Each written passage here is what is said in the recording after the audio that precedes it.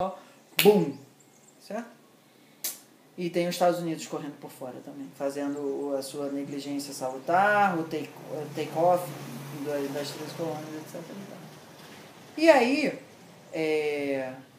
chega um momento onde essa pendenga dura uns 40 anos, 30, 40 anos, de 1906 até o 1950, que sai uma nova ordem, certo?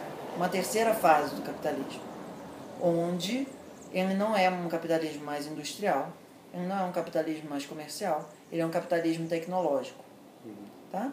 E na tecnologia, temos um problema grave, que é que a questão dos direitos de propriedade não podem estar mais como uma questão assim auxiliar, não sei o quê. As questões de direitos de propriedade, hoje em qualquer curso de economistas que formam gestores políticos, eles sabem que as patentes são as principais riquezas num país. Certo? Quando os Estados Unidos dobrou a Alemanha, ele falou que a gente não tem paz enquanto você não passar os direitos de propriedade que você tem disso, daquilo, indústria química principalmente, né? Farmacêutica, etc. E tal. Então a principal riqueza no capitalismo pós-1950, porque de 45 a 50 o tabuleiro ainda estava muito mexido, aí vem a outra questão, que é a União Soviética, um outro episódio dentro do processo de formação do capitalismo. Mas o capitalismo, nesses 40, 50 anos, que é do 1945 até o 1995, porque ainda tem as crises e tal, não dá para dizer que é 89.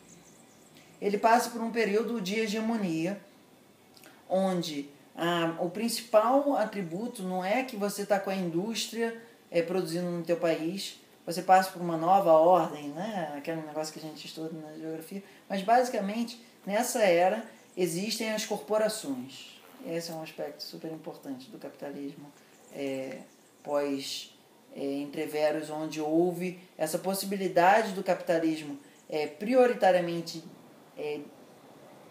gestionado pelo Estado, entrou numa dúvida, foi muito grande assim, e até depois com a União Soviética isso ainda continuou em questão, e até hoje com a China isso continua em questão, certo? A China não é uma ideia de um capitalismo autodirigido, que é isso? Que é um dos aspectos primordiais da economática, justificar a ordem liberal, ok? Aí, a gente, dos 45 em diante, as corporações passam a ser mais poderosas do que o Estado, num certo sentido. E aí, as companhias de comércio, que era da fase anterior, que o Estado ainda concedia alguns monopólios e tal, as corporações financiam as campanhas presidenciais de uma maneira aberta. E agora não é mais o presidente, tendo que negociar quando está falido. É o presidente, em potencial, tendo que fazer várias concessões ao seu processo de candidatura para ser financiado. Entendeu? Então, o mecanismo de controle passou para um grau muito mais avançado, onde money is power. Certo? Antes era might is power. E agora money is power. Tá? Antes de você ter a capacidade de agir, era o que te tornava poderoso. O que era o poder da Pax Britânica? A esquadra dela, certo? E isso era o principal símbolo de poder, de garantir que eles tinham poder. Levanta a bandeira aí para você ver se você não leva uma bala de canhão, ok? Nos Estados Unidos, não. Nos Estados Unidos eles têm os cruzadores, têm os porta-aviões, têm não sei o quê, mas eles têm Coca-Cola e Hollywood, certo?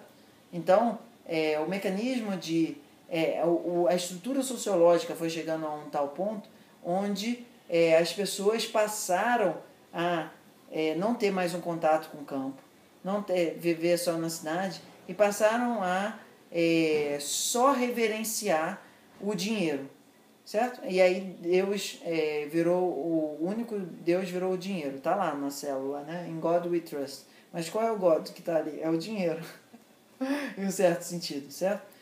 O que a gente acredita na nossa sociedade? Quem é a pessoa mais poderosa do mundo hoje?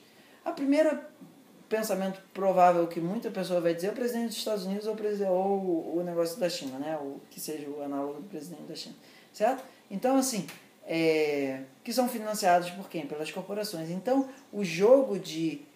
por que acontece? Existiu um movimento de estupro institucional importante nessa virada aí de uma fase do capitalismo para outra, que é da limitada para SA. Quando você formou a pessoa jurídica, você abriu o capitalismo para um novo setor, onde ele pode crescer infinitamente sem nenhuma restrição sociológica. As limitadas, os acionistas ainda faziam reuniões.